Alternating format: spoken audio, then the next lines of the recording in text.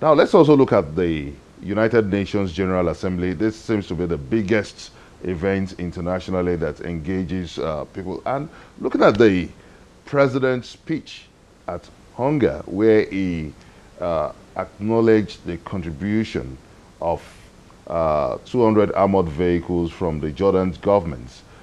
Does this signal a shift of military alliance with Jordan government?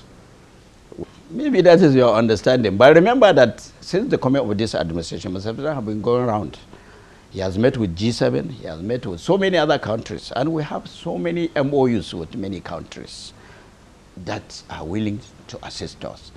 We have signed MOU with Italy, we have signed MOU with France, we have gone to Sudan, I've been to Egypt. All these are countries that are willing to assist. Jordan has obliged to assist us with their extra defense articles, some of the things that they have extras. America did some. They gave us some mine-resistant vehicles in the past. So it's not any going to the Arab or going. We have received so many assistance from different countries. The like Chad Basin Commission, even the EU also gave some assistance. So also with Great Britain, so many countries. Now with President Muhammadu Buhari singling out the Jordan government and acknowledging it internationally at such level, isn't that symbolic? Mr. President's speech captured all Africa. Like I said during my contribution there when they asked me, Mr. President made speech as an African, as President of Africa, not only Nigeria, whereby all the problems in the world, he offered solution, like that of Korea, whereby he offered a peaceful negotiation instead of going frontal. So it has honestly nothing to do with our alliance with Jordan. It's like so many other countries are willing to assist. So also with Saudi Arabia, they also intended to assist because of this coalition. America was there during the last coalition conference that they had in Riyadh. They promised to carry everybody along, and America is the one spearheading the coalition against terrorism. Now, it's been alleged that the federal government is politicizing the tackling of the herdsmen crisis in the country. Herdsmen, do they have an organization? I ask you. You see, there are a lot of things that people are mixing up. This is a legal, I think it's legalized, it's something that may be looking for right, but not on unconstitutional manner or in a way that is not supposed to be. This has meant, you are talking of something that is not even identified. We are fighting cattle rustling. I don't know how they tag this cattle harassment. There are a lot of, in fact, there are places that we discover that people dress in Fulani dress to go and fight so that they will be tagged as Fulani harassment. A lot of misinformation is going about this Fulani harassment. Cattle rustling is an international offense, not only in Nigeria. It happens in Kenya and many other countries, and that's what is happening in Nigeria too. They only tag this cattle harassment from nowhere. And I believe any organization or any group that is illegal, that is going through, bring security threat to our nation, will be handled squarely. So now, if, as the defense minister, if you are to compare the two, which is more of a potential security threat between the herdsmen crisis and the IPOB's movement in the southeast? You see, this is a group or an organization. I told you, there are two different things. This one is just people that go about their normal businesses. Maybe some of them there are armed robbers in the among them, or go on to rob or to steal cows. What do we call cows? As I'm talking to you in Zamfara, they were caught and they blocked road, and they were attended to. In fact, they killed some of them. Some people are saying, but the IPOB is an organization which is looking for something which I told the indices that they use in getting them prescribed. Even it's at low court. What I'm saying in essence is that the federal government has been alleged of politicizing the military exercise in tackling the herdsmen crisis, that they've not been able to use the full military might, that they've been tackling them with kid gloves. Like I told you that as I'm talking to you in Zamfara now, they are there fighting these cattle rustlers. So also in the north, in the north central. So it's not any way limited fight to one group or the other. This is something that you can't compare. They are not two. They are two different things.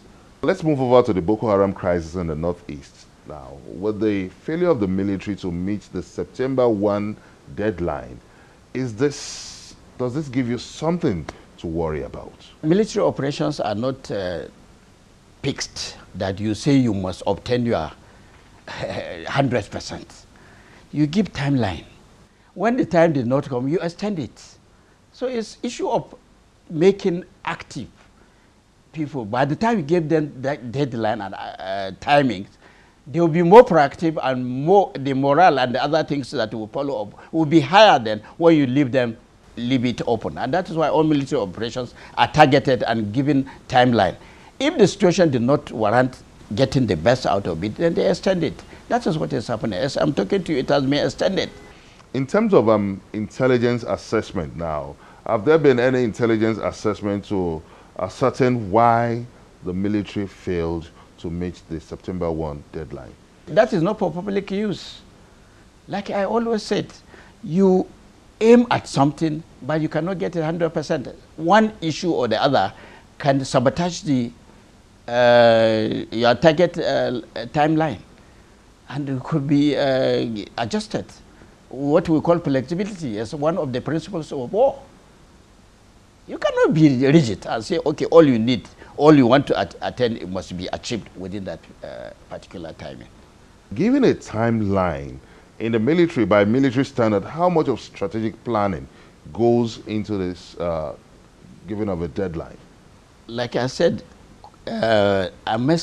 asymmetric warfare is quite different from normal warfare. There are so many things that can happen within the period of the timeline. The issue is whether Shekau is dead or alive.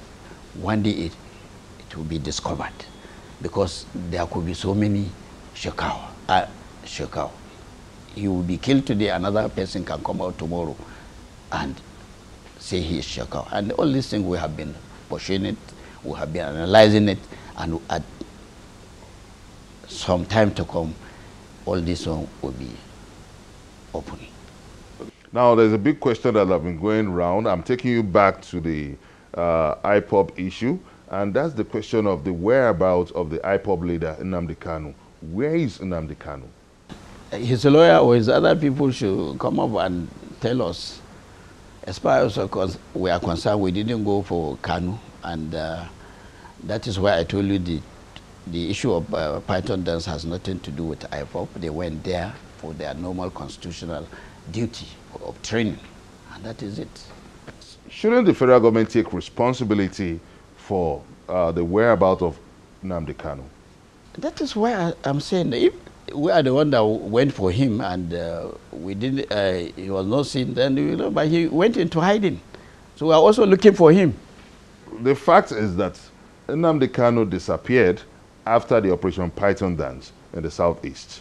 So now there is an inevitable link between the two now. So what's the federal government's reaction to this? Now they pick you from my office. Definitely people have seen you. You've been picked, and where you've been taken to, or how you disappeared. Now, before we wind down this conversation, now looking at the challenge of territorial sovereignty of the nation, how prepared is the Nigerian military to ensure peace and security in the nation and of the nation? I'm telling you, our military, they are doing the best to keep our nation united. Since independence, the military have been the unifying factor of this country. And I assure you, our military is one of the best in Africa and one of the best in the whole world.